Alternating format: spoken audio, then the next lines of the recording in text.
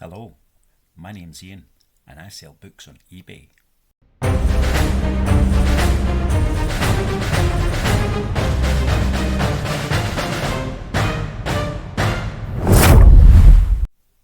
Well, I try to. I thought we'd do something a little bit different in this one. I was going through my listings, tidying things up, seeing what's been watched, seeing what's not been watched, moving things around, blah blah blah blah blah blah blah. You know the script. And doing all the sorting, I sort by number of views, volume available, quantity available, blah blah blah. And one of the things is sorting by price to see what's selling at what kind of different price point. And it dawned on me, I've got a few books that are actually worth more than a couple of quid. Now, I don't have anything crazy expensive. It's all fairly standard stuff. But I do have a few that are worth a little bit more. So I thought, why not share that? I'm sure everybody would be fascinated to see what my top 10 most expensive books on eBay are. Well, that's the plan. So getting straight into that, at number 10, it's a cheat straight away because it's actually two books and not one. And those two books are called Les Trois Mousquetaires. Oh, okay, I'll just say it in English. The Three Musketeers by Alexandre Dumas. And it's volumes 1 and 2. So, do you want to see them? There we go. Can you see that? That's volume 2. Beautiful little book in quite good condition, considering it was published circa 1890. So it's got a wee bit of age to it. It is the original French, if you can make that out at all. And it's a bit,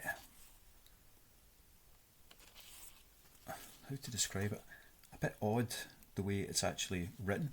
So there's no quotation marks or anything such as that. I don't know if you can see that in that page there, but see the lines beginning with dashes? That seems to signify somebody is saying something. Without being particularly fluent in French, I can't speak French at all, it's difficult to know whether or not that is the case, but it does seem to be une troupe de combien de personnes? De 20 hommes. So, a troupe, how many of them? A few men, whatever 20 means. 20? Yeah, let's go with that. But anyway, circa 1890, volumes 2 and 1. Difficult to find much about them. There's one, I think, other currently listed, which doesn't really tell you much. Looking for values and solds, I had to go off of eBay and look elsewhere. It looks like it may have been gilded at some point, but that's definitely blackened. Nice quality. So getting a price on those was quite tricky, but I've gone with just a nice easy 50 quid for the two books to see how they go. So in theory, that's actually only £25 a book, which is below the top 10 value, but as they really need to be sold as a set, volume 1 and 2, I've put them in there like that. I'll set them to the side.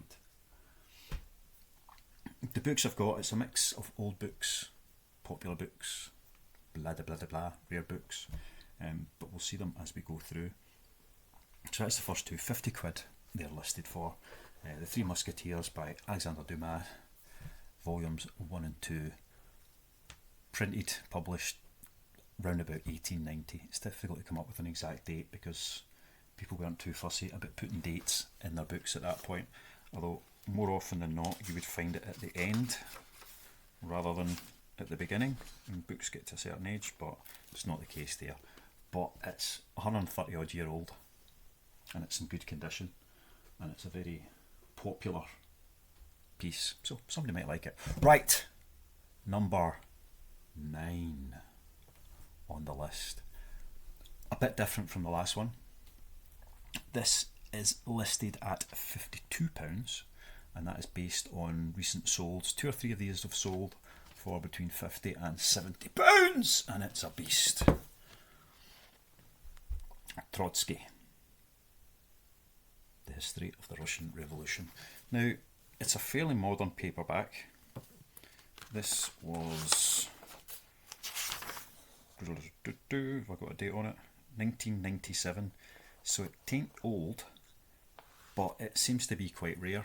I don't know if it's rare in that particular format or whatever it is. It's in pretty good condition. There is one crease on the front there, which is a bit annoying, but it's not too visible. It certainly doesn't detract from the book in any other way, and it is a brick. I mean, it really is an absolute brick, this one. How many pages? Never looked at that before. 1,000 and something. 1,290 pages, all about the Russian Revolution, which is kind of relevant in recent years. So that's Leon Trotsky, a big fat paperback, which for some reason is worth about 50 quid. I've listed it at 52. Most of these books I'm open to offers as well, because when they're not common, any price you've seen previously is only going to be relevant if people still want to pay that. So put it on at offers and see if we get anything. I should just point out that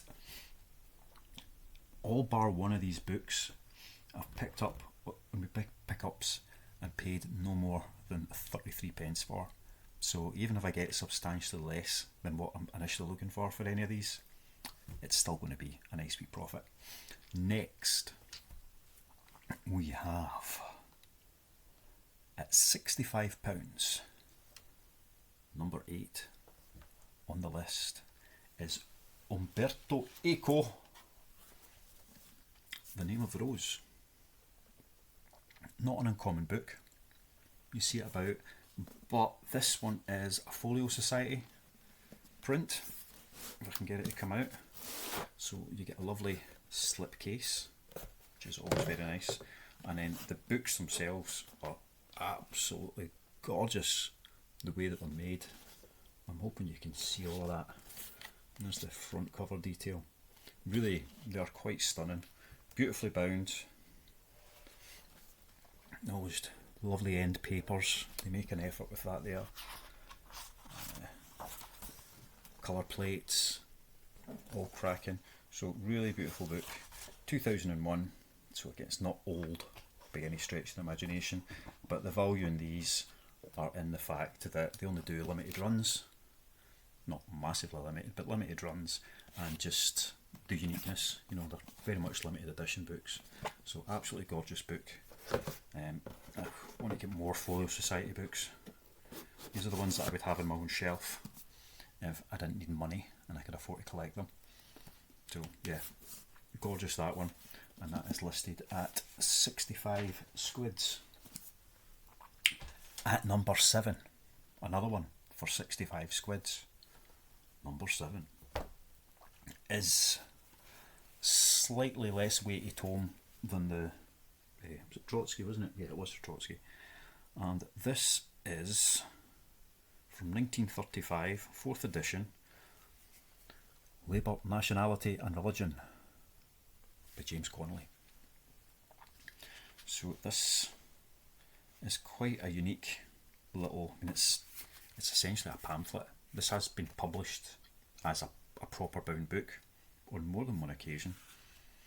And it's Labour, Nationality and Religion, being a discussion on the Lenten discourses against socialism delivered by Father Kane, S.J. in Gardiner Street Church, Dublin, 1910, by James Connolly.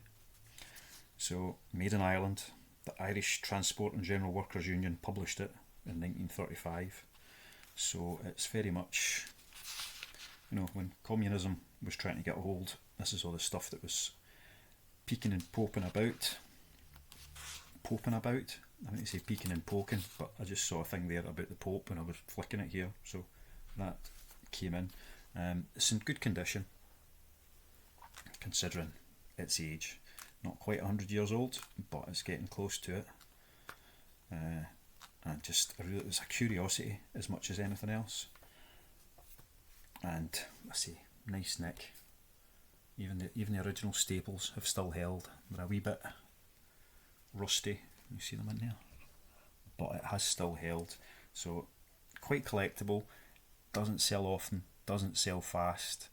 But a kind of fair value around that seems to be about the £65 mark. So that's what I've got it listed as, and we'll see what goes. Again, 20p I paid for that one, so even though I end up only getting £1, meh.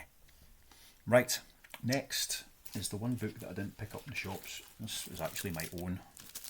I got it many years ago. Ian Banks, Wit, first edition, and signed by the author. So I had a queue in, I can't remember if it was Watterson's or it was still John Smith's at that point in Glasgow, and get my Ian Banks book signed. I do love Ian Banks. I had a few of them. I've sold a couple already. And this one's priced probably high for what it is. It's in pretty good condition. This jacket's all good. Slightly creased along the base. There's a wee bit of mottling on the top page, but it's just been shelved for far too long. And I've got this listed for £82. Part of that is because it's my own book, and to justify letting it go, that's how much money I want for it. But I've sold other signed Ian Banks books from the same era for the same price, so they may sit for a while, but somebody will come along and get them. And since it's passed, that obviously put a wee bit of additional value onto these books, but I don't want to capitalise on that. An author I love was gutted when he died. The Wasp Factory in particular kind of changed me when I read it many years ago. So yeah, Ian Banks, Wit, £82, first edition, signed copy. Signed copy, you'll see that's a wee bit of a theme coming along here now. Right, so next on the list is another signed book, but again this is based on previous solds. It's been sitting for a few months now, so I may look at that price again, but it is Breaking Dawn, Stephanie Meyer, again signed by the author. So my Ian Banks, that was a queue up and get. The author has had that book in their hands. This is more of a Watterson's, pile them up in front of the author somewhere, they sign them all, and then they stick them on the shelves. So it's number 180 of 1,000. Don't know if you can see that in there. And there's our big squiggly scribble. But this is quite typical of a lot of signed by the author books, in that a page is sent to the author and they sign a big bundle of pages, and then they simply get tipped in to the book, so they're stuck into place within it, rather than that book having been in their hands, which is what I like about signed books. It's thought, right, the person that wrote this, they held this copy of their book, they've had this in their hands, and that proves it. And I don't know if that's just me, but I quite like that. So that's Stephanie Meyer's Breaking Dawn, signed by the author, and that's currently listed at £115. 180 of 1,000, so a fairly limited edition, and I don't know if any others are listed at the moment, but there's not many being listed, and they come and go. Right, I think we're on to the number 4 spot now, which is another signed book. I talk about James Patterson all the time. He's written so many books, and this is a signed James Patterson book. So there we have it there. The President's Daughter, not his best book, not his most popular book, not the most famous book. He wrote it with Bill Clinton, and it is signed by the author, and it is not, it is a tipped in page, this one. I was about to say, I don't think this one has a tipped in page, but the tipped in page is there again. And as you can see, it's been signed by both it has been signed by both authors. There we go, second time lucky. So James Patterson and Bill Clinton. So simply because that's a former president of the US, as well as one of the best-selling writers the world has ever known. It gives it a wee bit extra oomph. They don't sell often, they don't sell fast, but when they do sell, they seem to go for, you know, a fair chunk of money. There will be thousands of these out there. I mean, possibly tens of thousands. I don't know how many times Bill Clinton can write his own name before he gets bored, but there will be thousands of these in circulation round and about. But still, pretty good pick up for, I think that was a 3 for £1 shop where I got that one. So we'll call it 33 and a third pennies. And we've got it listed for £120 at the moment, and we'll see how that goes.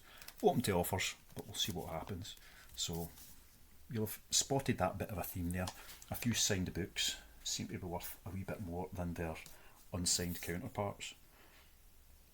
I do have a lot of other signed books which aren't worth anywhere near as much as that, but Stephanie Meyer, James Patterson seem to have a bit of value to them. Next, in third place, yes, that's third place, is an old book, and it relates to one I've just finished reading.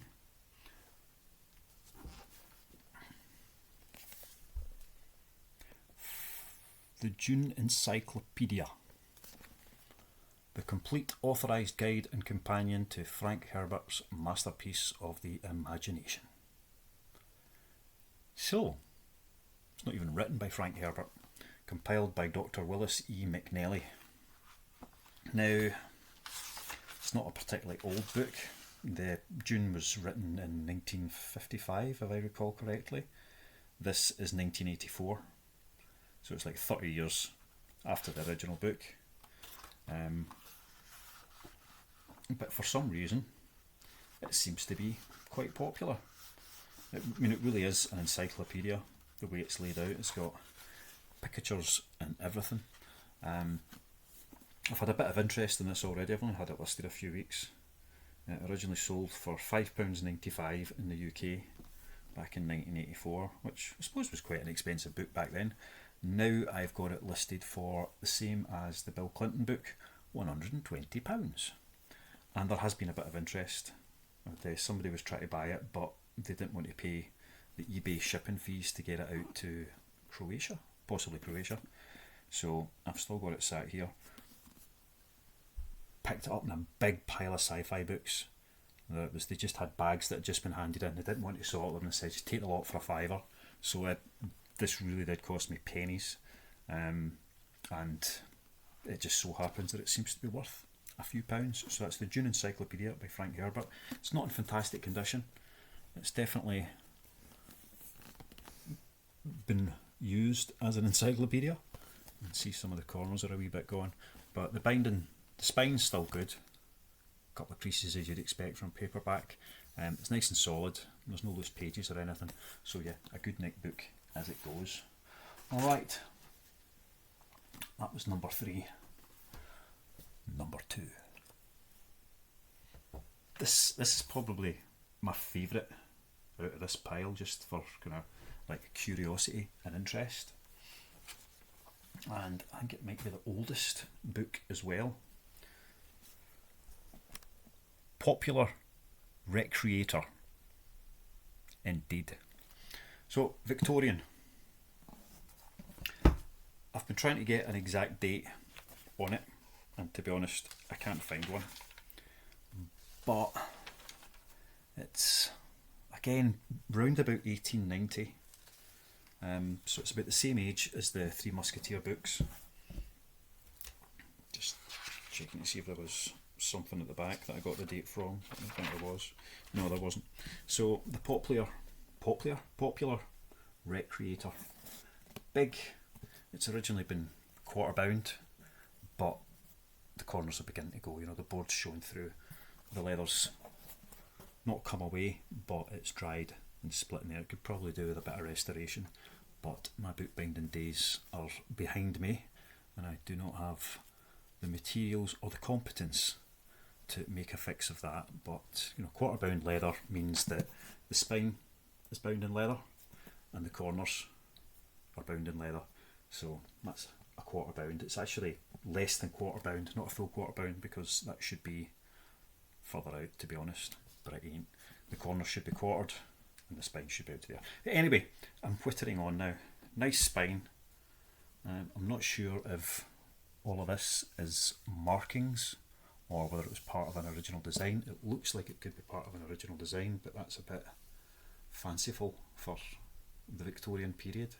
The gilt, the gold leaf for the title along the base is still there, so that's quite nice. And it's got a lovely gilt edge along the top, but no gilt on the front page or on the lower. So what is the Popular Recreator? Oh, Amazon.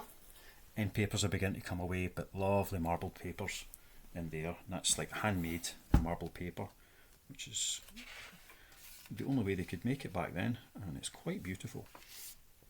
Anyway, the Popular Recreator. Let's get to.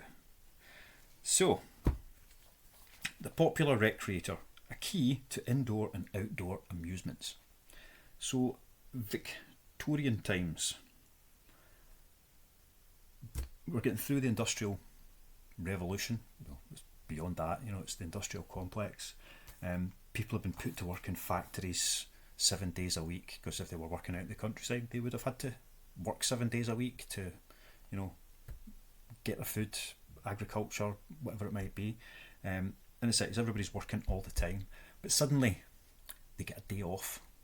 They get that day of rest, and the Queen starts banging on, here's a public holiday for this, and here's another one for that, so people would have a wee bit of free time.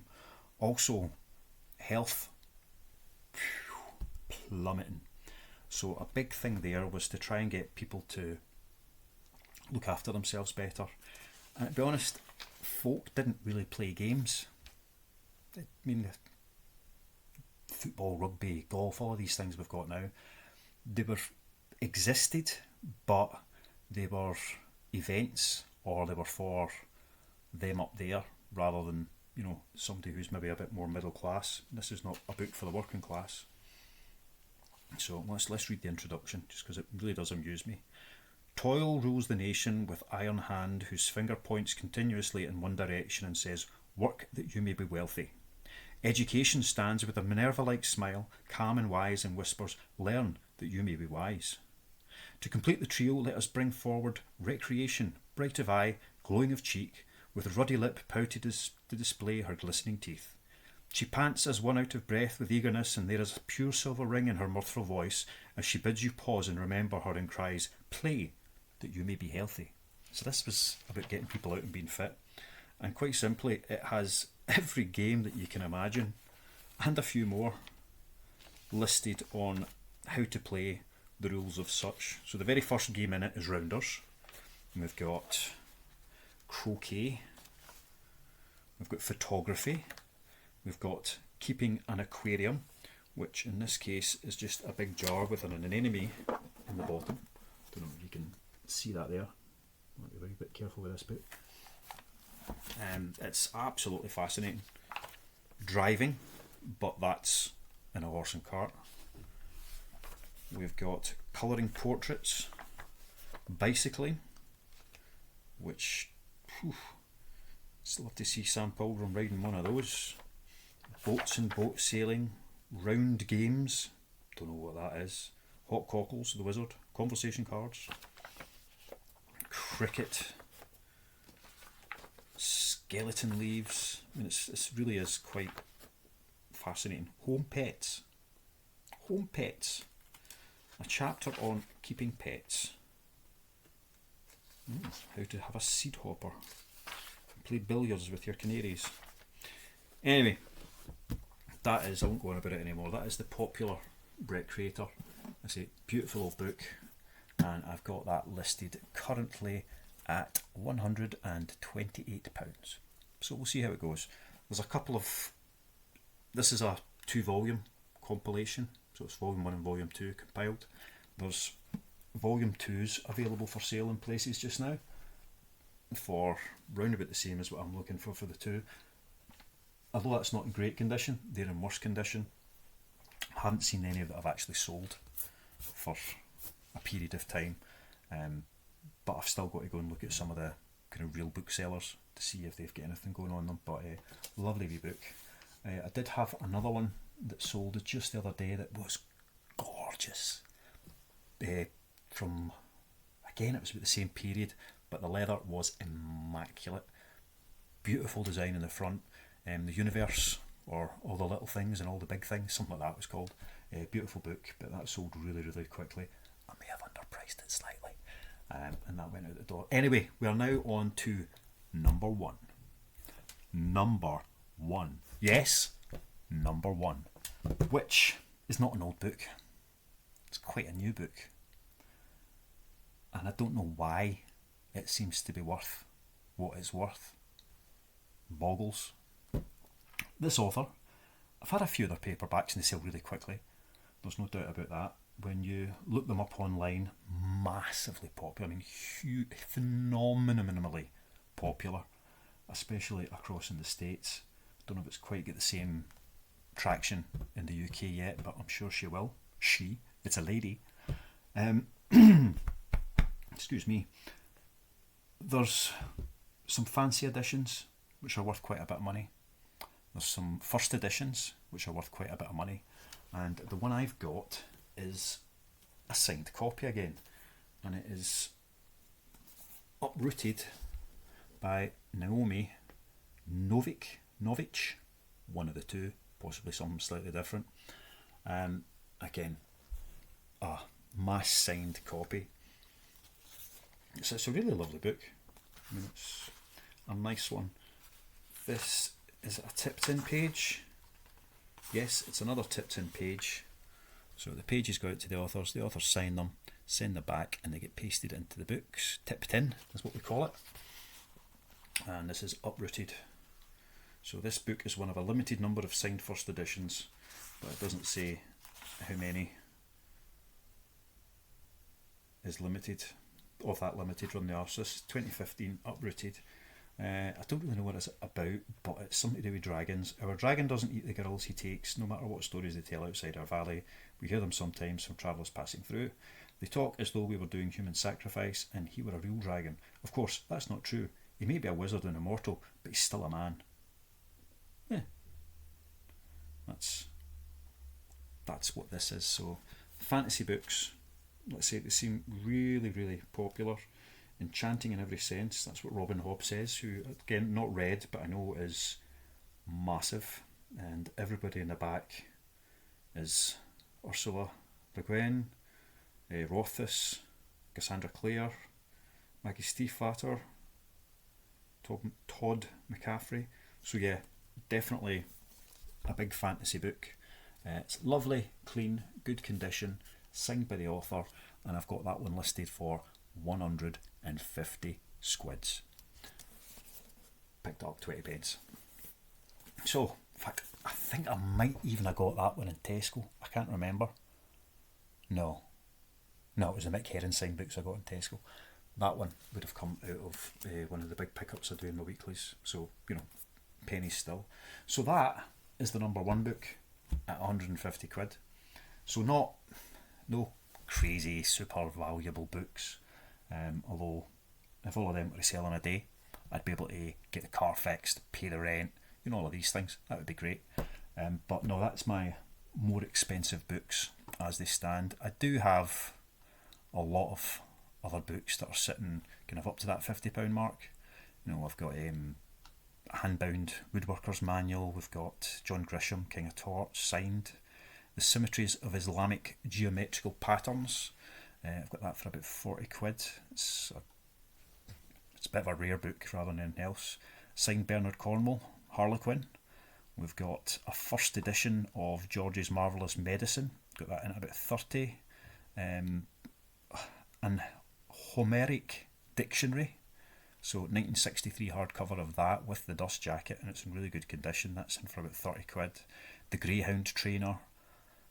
Defensive Bridge Play by Edwin Cantor. So we've got quite a few books that are in about that kind of price. Stephen Erickson, if you like your fantasy, signed edition of his.